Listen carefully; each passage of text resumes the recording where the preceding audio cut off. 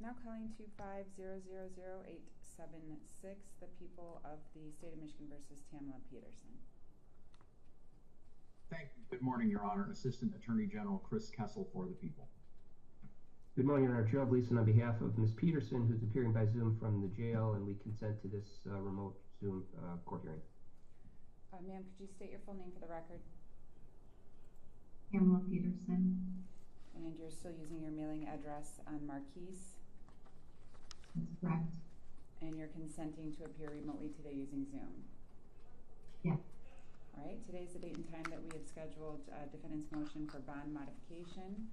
I did have an opportunity to review the motion in its entirety. We also received a response that was filed by the state of Michigan.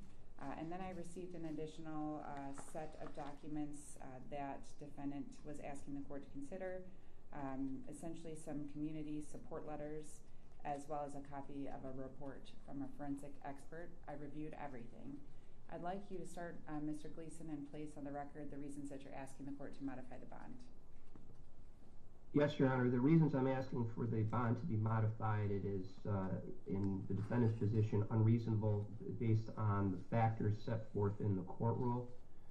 At the time, there were allegations originally, and I think we have the burden of going forward under the court rule, so I will be mindful of that. But certainly, Ms. Peterson has no criminal record whatsoever. She has no record or history of any drug or mental health or flight. I recognize the Attorney General is suggesting that the lack of criminal history means there wouldn't be any evidence of flight. They do point to a interaction at the Oxford Center in Brighton where she ran away from the police. Where that was in the Oxford Center, because I've personally been there, is a far cry from the front door. And I think Ms. Peterson's motivation at the time was to talk to me on the phone because I was not there.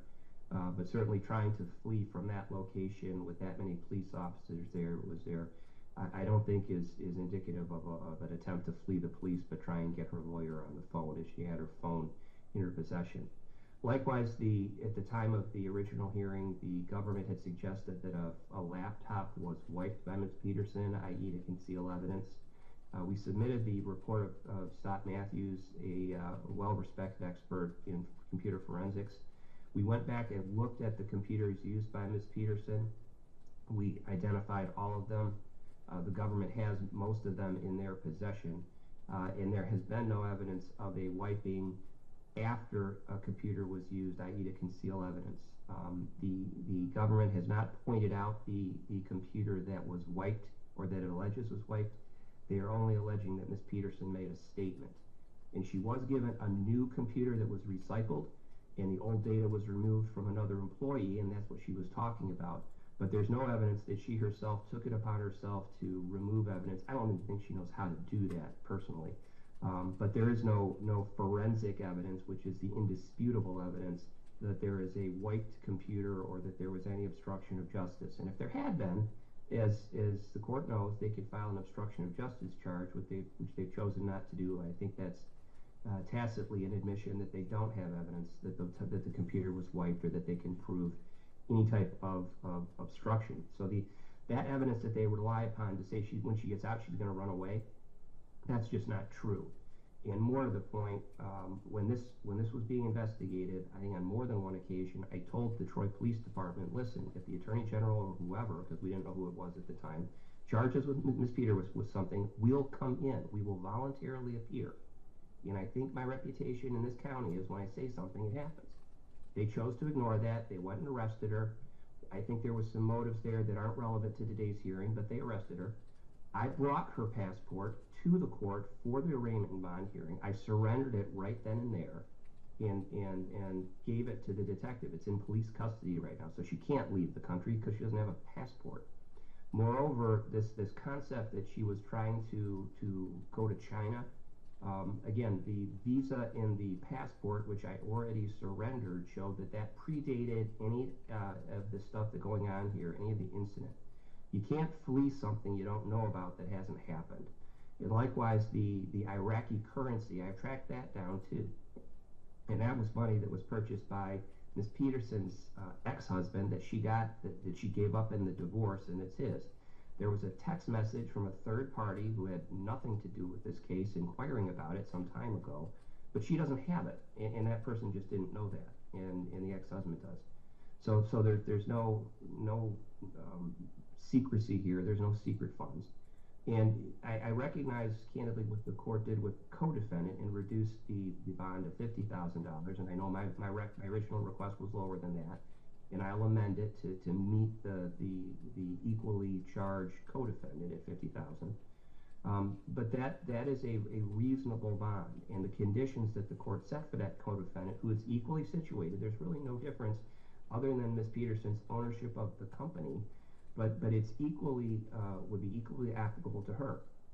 Moreover, since the original bond hearing with Magistrate Chappelli, we have contacted the oxygen tank provider for the Brighton facility, and the oxygen tank is being removed and closed off. We are looking to negotiate, and I think the deal should be closed soon, to sell all of the hyperbaric oxygen chambers in Brighton. Those haven't been used since the incident.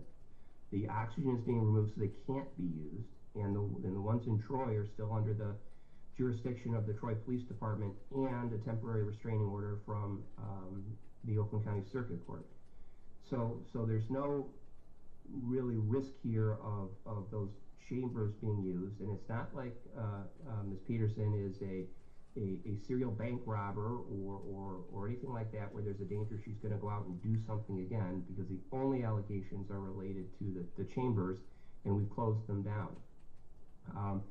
Likewise, the strength of the government's case, I have the discovery now. And this case, with all due respect to Mr. Kessel, who I like, this boils down to an allegation that a bracelet regarding static electricity was not installed in the chamber at issue. And then therefore, as a result of that, static electricity built up, it flashed and caught fire, and the incident occurred. That is at best negligence. It's certainly not meeting the standard for second-degree murder, which is knowingly creating a high risk of death or great bodily harm. Knowingly, subjectively, that is, Ms. Peterson did that with her knowledge. And we can talk about maintenance and things like that, but none of that is related to the government's two quote-unquote experts, who I'll challenge at the preliminary examination, their expertise, with respect to the cause that they say. It's the bracelet only. And even Mr. Kessel, with all due respect to him, at the arraignment said, hey, this is a negligence case. Negligence doesn't get him a second-degree murder conviction. It doesn't even get him a manslaughter conviction. It's got to be gross negligence to even get to manslaughter. So I think there's a lot more to the question of whether there is a strength of conviction here or not, or a high risk of conviction. There's going to be a defense at the preliminary examination, Your Honor, and I think that will be more evident. But simply not installing a bracelet does not rise to the level of second-degree murder, especially when Ms. Peterson used the chambers herself. She put her family members in the chambers, and certainly if she has some sort of knowledge that there's a high risk of death or great bodily harm, that's certainly disproven by the fact that she's utilizing the chambers as well as her family. So again, I think the chances of conviction here on the principal charge are, at least at this point, in doubt. I recognize we'll have an exam and we'll see what is said, but it's a far cry from a shooting that's on video with a confession on video, et cetera, et cetera. That's not this case. And I recognize second-degree murder is a very serious charge. I don't want to discount that. It is. It is a life maximum offense, but it has been written by the signature of Mr. Kessel, and he and I have a disagreement, but he hasn't proved anything. There's been a swear-to. The court has the transcript. But other than a lot of bad things being said about Ms. Peterson from a prior investigation that I haven't seen the police reports about, that she wasn't charged in, the only thing that's at issue there is not wearing the bracelet as far as the actual cause of the flash fire that's makes the foundation of this case. I also don't discount the fact that a 5-year-old child died. It is terrible. The court has children. I have children. I understand that. It is terrible. But it doesn't change the metric of the court rule of what the court analyzes here. And certainly putting a tether on her and tethering her to her home and making her report to pretrial services on a regular basis, that business that is there is basically right now serving autistic children and children with mental health issues with therapy that does not involve a hyperbaric chamber. And I think the parents there take their children there because they believe in the therapy their children are getting, as evidenced by letters that we've sent the court. And so I recognize that it's Magistrate Chappelli was concerned about management, but we can solve that by having other people manage it, and she can remain at home. With respect to the phone call that's in the government's response between her and her son about getting something from the facility, that was a firearm. There was a firearm being stored in a cabinet locked away in the facility. That was retrieved. I took custody of it, and I surrendered it along with one other firearm to the Troy Police Department. You should have the form in the court file. And that was what was retrieved. I took custody, turned it in. So that was done in compliance with the court's order. I don't, with all due respect to Miss Powell's son, who's not the brightest bulb in the box, it could have been handled in a better way just by calling me and saying, hey, there's a gun and let's get it in. But he didn't do that. And I got him his own lawyer because I got tired of yelling at him. But the fact of the matter is there's been no hidden evidence. I've got the one laptop that Mr. Matthews has in his custody. I'm happy to turn that over to Mr. Kessel and give it to him. But to my knowledge, there's been no obstruction. There's been no effort to flee during the investigation at any point in time, and we were prepared to turn ourselves in. And so I think that the bond that the court set for the co-defendant is equally applicable here to Ms. Peterson. And if the court sets a bond like that, she can abide by the conditions and she will appear for the preliminary exam, which candidly I'm looking forward to, because I think it's going to enlighten both the court and the community that the government's allegations and the charge here are overstated and should be adjusted to either a dismissal or a lower charge that we can try at the Oakland County Circuit Court. And thank you, Judge, for hearing me. I know I talked a lot. I apologize. Fine. Mr. Kessel, I did have an opportunity to review your response. I'd like you to elaborate a little bit what your position is.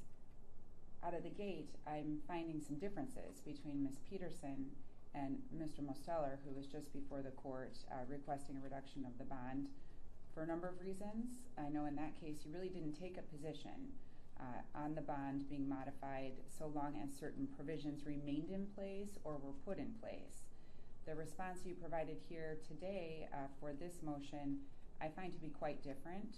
And I'll be very honest, I feel as though the consideration that I had begun thinking about upon receipt of the motion changed significantly when I got your response. And so I'd like you to point out on the record any concerns that you have raised about the court considering a modification of the bond at this time. He's muted, Your Honor. Mr. Kessel, we have this issue sometimes with you right at the beginning. It doesn't look muted, but we can't hear you. A problem I swear I've never had in real life. Is that better, Judge? Yes, it's every time. Okay. I'll scoot up a little bit. Yeah, Judge, that's definitely one of the things that I wanted to draw the court's attention to is the other defendants. I think Ms. Moffitt has already filed a motion for bond, which I hadn't responded to. Mr. Mosteller did as well. Again, Judge, I acknowledge that this is not the sort of typical murder charge in your typical murder case, and that's why the people have not really taken a position on bond as it relates to any of the defendants. But the reason that we filed a response in this case is not because we have it out for this defendant in particular. It's because this defendant has already exhibited things that the other defendants haven't done. Namely, she has attempted to run. Namely, she is the one who said she had her son wipe this computer. We have instances of her on the phone saying, oh, well, she's putting things in the attorney folder so that way we can't get them even though it's not meant for her attorney. These are the kind of things, and she's already, judges, as I've said in my motion, and I'll elaborate, violating some of the court's bond conditions. So it's not anything that people think of this defendant or her culpability that has any relation to why we filed this response. It's because of the things that she has said and done. So I will go through some of the things that Mr. Gleason mentioned. Judge, I've seen the video, and I suspect Mr. Gleason has as well. And regarding her attempting to run, Judge, literally she's in her office, and I know Mr. Gleason said, well, she wasn't running out the front door. No, she was running out the back door. there's literally an office, a door in her office that leads to the outside back of the building. And I know that because I could see it on the officer's body cam as they chased her out the door. They literally say to her, listen, you need to put your phone down. And she says, I know, I just want to call my attorney. And everyone is cool and calm, Judge. And they say, listen, you can't use your phone right now. We need to take that phone. And she says, well, you're going to take my phone? And they go, yeah. And she says, no, no, no, and then starts making a beeline for the door and makes it out of the door, at which point the officers then physically have to bring her back inside. They don't cuff her, they don't do anything like that, but they have to physically bring her back inside. So we know she's already made a run for it, Judge, and I'm not trying to be glib about it, but literally this is what happened. She decided to run away from these officers with her phone, okay? We know that's happened.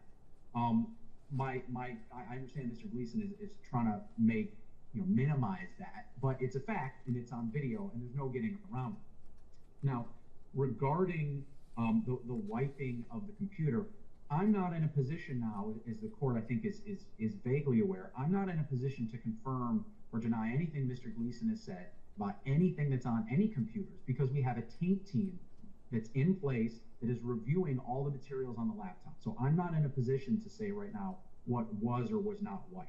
What I can say is that during the execution of this search warrant, Miss Peterson, or Miss Powell, told detectives that she had her son Blake wipe the laptop because it wasn't working correctly. Those are her words, okay? And the people find it very convenient that this computer would have to be wiped right after this explosion, okay? That's a very convenient set of circumstances, and yes, that does give the people cause for concern. Now, I know Mr. Gleason keeps saying, well, we would charge obstruction, and maybe we'll take him up on that, but we can't charge obstruction for things that have disappeared, and we can't prove what they were, right? I can't prove what was in that safe, okay? All I know is that her son Blake, in a very poor attempt to be covert, had to elicit the combination to that safe. And I don't know what else was in that safe. I don't know if there was, Mr. Gleason is saying that there was a firearm in that safe. And to be clear, Judge, the amount of respect that I have for Mr. Gleason can be measured in tons, okay? But this isn't about him. This is about the defendant and the defendant's family and what it is they're doing. So I have no idea what else was in that safe. And if I did, maybe we'd be having a different conversation. That goes along, Judge, with, I understand Mr. Gleason has said, we'll turn her in. And I don't doubt that Mr. Gleason believes that he could bring his client in and have her turned in. But the fact of the matter is, A, she's already tried to run once, and B, I know Mr. Gleason has told his client many, many times not to talk on the phone about this case and about the evidence in this case.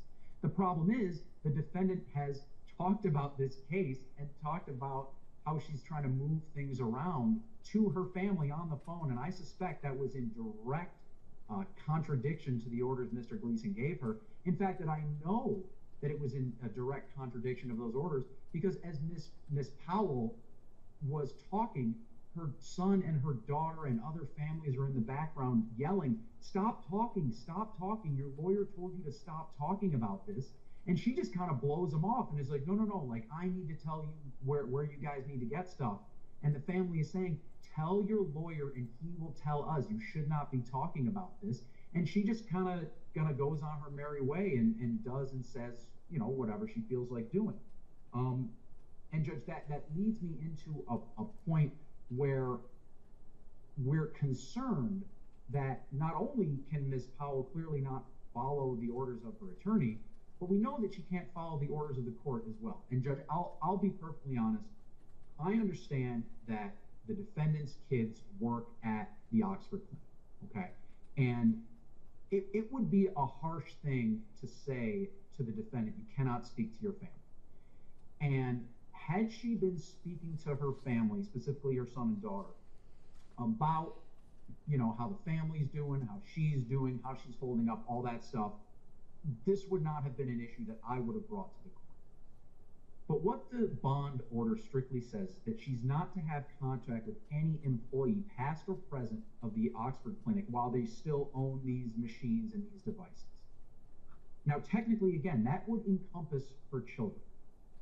And I'm not going to step on those toes or get in the way of that. The problem is, Judge, we got her on the phone conducting the business, finding out about the business of the Oxford Clinic. And I will tell you that when I spoke with Detective Trigger about this yesterday, she told me that there are additional, I can't remember now if it's either messages or phone calls, where Miss Powell or Miss Peterson is chiming into her daughter about who their son Blake is hiring and firing. She's talking about different people need to be fired and other people need to be rehired.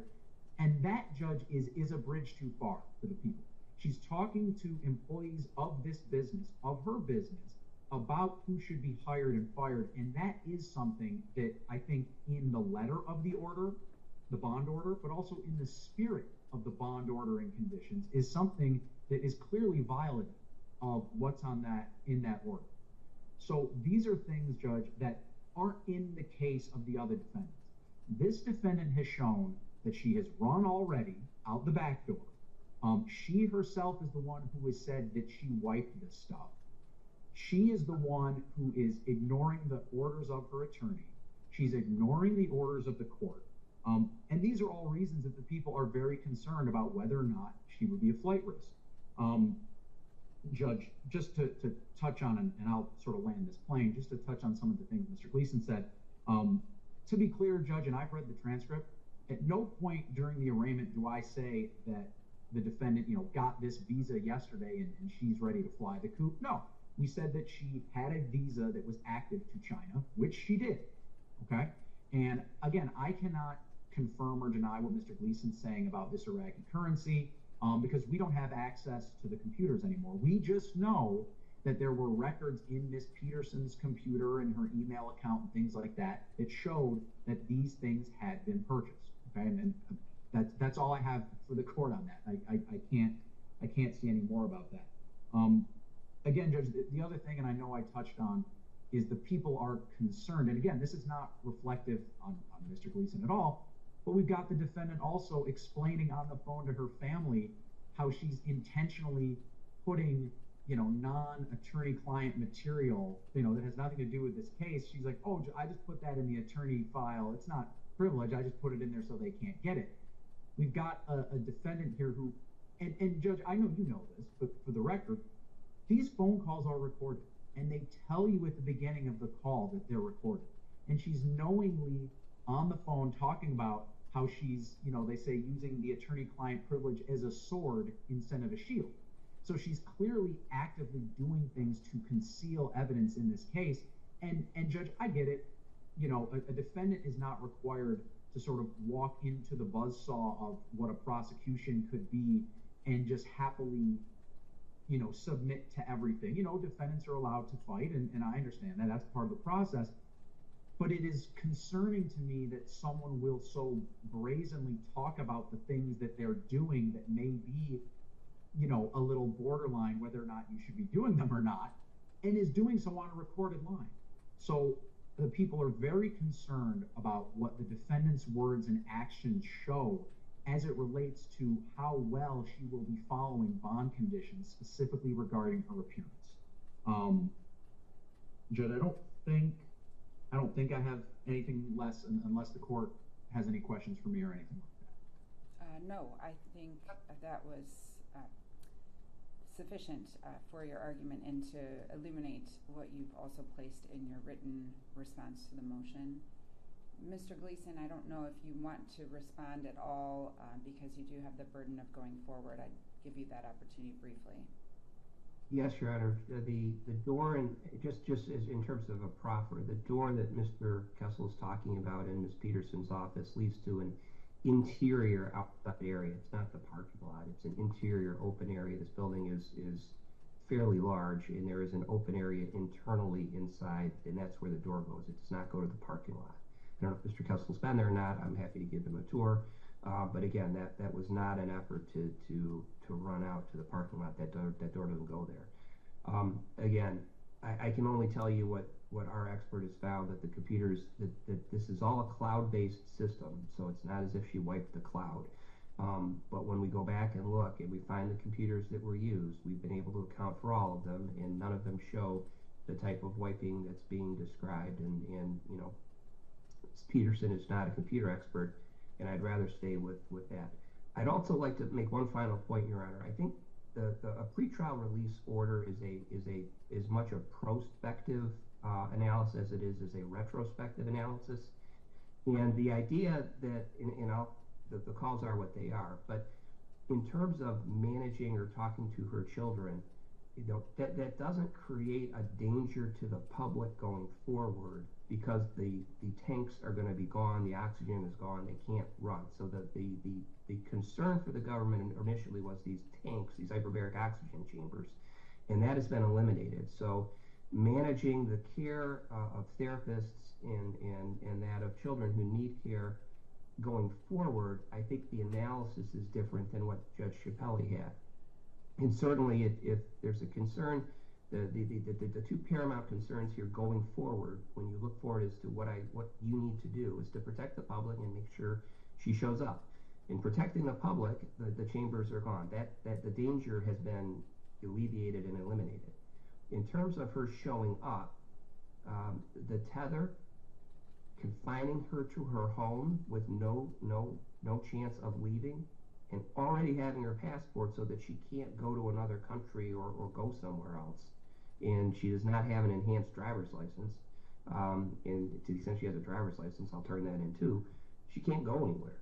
And certainly, again, my view of the evidence, which I've already set forth, suggests to me that this is a very defendable case, and there's value in showing up. Flight, as the court knows, is an instruction. It shows consciousness of guilt, and where we have a very defendable case, which we do, it would be absolutely, in my mind, you show up and defend the case, and I think Ms. Peterson shares that opinion. So I recognize Mr. Kessel's raised some concerns, but looking forward, there's no danger, and there are ways in which to assure her appearance, well short of a $2 million bond for a woman with no criminal record. Thank you, and I appreciate the court hearing me out this morning. I do appreciate that. All right, so a lot to consider here. Essentially, the court does have the ability to consider a modification of the bond pursuant to the court rule. There would have to be a substantial reason for doing so. And clearly the position that the defendant is taking at this time, I think it's twofold, essentially. One, the position that the defendant is taking is that the bond was unreasonable as it was set to begin with. And I think the argument that was outlined in your motion was that the magistrate relied too much on facts, which essentially are allegations at this point from the state, about what actually happened and what will be proven when the case goes forward to trial or to exam, and that these things are simply allegations at this point, and that the magistrate erred in relying on those to set the bond as opposed to strictly adhering to the factors that are outlined in the court rule. Then there's another piece of that argument that I think that the defendant is making, that at this point, having spent a number of days in the Oakland County Jail with a bond that was set, not no bond, but a bond that was set, and being unable to post it, it is supposed to indicate to the court that financially she's not in a position to post the bond. So the court should consider that potentially as a substantial reason to depart and lower the bond. I have heard some arguments as well that she should be considered similarly to Mr. Mosteller in this case and be treated exactly the same. I think there are two very clear reasons, and not that I even have to put this on the record, that the court would decline to agree with that assessment. Mr. Mosteller is represented by a very capable public defender, but a public defender, because he demonstrated to the court that he lacked the funds to even go out and retain his own attorney. That's clearly not the situation with your client. The other component there that really wasn't focused on heavily, but it was something that the court considered in reviewing the motion that was submitted, there was representations to the court that were agreed upon by both sides that Mr. Mosteller, I don't know what was contained in the conversation, but actively participated in discussion and ongoing interview with law enforcement before charges were brought. To the contrary, I have your client, Ms. Peterson, and I understand that you two are taking different positions on this allegation that she fled from the police, which is something that the court was asked to consider at the arraignment, being asked to consider again today from the two different perspectives. One of you is saying, well, she didn't go out the front door, and she didn't maybe go out the back door, but I'm not hearing either one of you indicate that when she was ordered by a police officer to surrender her phone, she refused to do so, wherever she was going. And that doesn't seem to be contested. I don't really know what value that will have yet, but there was clearly some indication that when asked to comply with the order of the police to turn over the phone, she didn't do it. Then I have additional information that sounds like was considered at the time of the arraignment regarding this computer and whether or not it was wiped, and statements that she made. The actual evidence that's going to come from the computer is not yet available based on what the Attorney General is stating on the record today, and I don't know that that matters so much. I did consider the affidavit that you submitted, and to the extent that I could understand it without an ability to hear the person testifying about the information in there, there really was no reason that the court could determine that just a few days after the incident that there was a reason that this computer had to be switched from one employee to the other. It's just simply stated that on the 5th of February, we decided to give this computer to a different employee and it had to be wiped. You can take that for what it's worth, but there's still some indication that there was some changes going on with the computers and the systems that they were using shortly after the incident, and it's probably too soon to determine what that really means until we get more information. I have to be honest with you, the concern that I have, based on what has transpired since the arraignment, is much more significant than anything that could have been presented at the time of the arraignment. I don't know how clearer it could be to someone that is housed at the Oakland County Jail that when they're communicating from the jail, the calls are recorded and everything that is said is recorded. With the public scrutiny that's on this case and the intensity in which it's being prosecuted, the fact that someone would not have it very firmly entrenched in their brain that the calls are going to be reviewed is far beyond me. And I know that there was some response from the defendant about what the calls really meant, what they were alluding to. What's been stated in this motion and on the record today has really not been contested in terms of the communication that has been taking place with your client, with other members of her family, whom also apparently are employed by the Oxford Center, about any number of things causes the court significant concern. The goal here is that we're able to proceed with this case so that the evidence can be presented, and this is handled with the utmost respect for this process. So far, I see everyone giving the utmost respect to this process, except for Ms. Peterson. There is no reason in the world that she should be directing anyone to do anything with documents, safes, information that should be placed in one folder, not another folder, so certain people can access it. Unfortunately, it is just continuing to paint a picture that she is not willing to comply with the court's orders, or that she's willing to provide the information that is necessary to making sure that the case can go forward. These allegations about what has transpired since she's been in the custody of the jail are extremely concerning to the court. And the thought that I could reduce her bond and have her at home doing whatever she decides is appropriate, whether or not it complies with the court's orders, is not something that the court is comfortable with, quite frankly, because she hasn't been able to do that when she's been under lock and key at the jail with every conversation recorded. I don't know that there's any ability that I would have to ensure some semblance of an expectation that she would follow the court's orders. If she is out of custody, I'm almost to the point where I have some concerns about her ability to continue to communicate at the jail, But I'm not going to do that. I'm hopeful that it is very clear at this point that she is not to do anything that would prevent information from being accessible for the case to proceed, and she's not to engage in any communication with anyone about the business of the Oxford Center. I know there's a lot of discussion about the potential for these chambers to be sold at some point, and that should negate any concern that we have about her continuing to work with the business. As far as I know, they're not sold. And at this point, I think the goal is she is to be removed from the day-to-day operations of the business, no matter what is happening there. And that is not something that she's been able to comply with based on what was presented today. Rather than reducing the bond, the court considered making some changes that would be to the negative for her. I'm not going to do that today, but I'm not comfortable reducing the bond at this point. I think that it's appropriate, especially in light of what has transpired since the arraignment.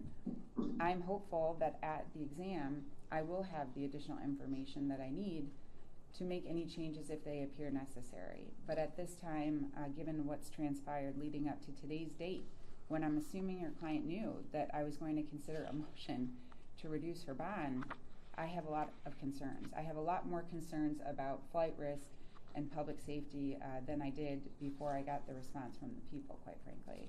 So my decision today is to deny the motion for bond modification and leave it as it was set by the magistrate at the time of the arraignment.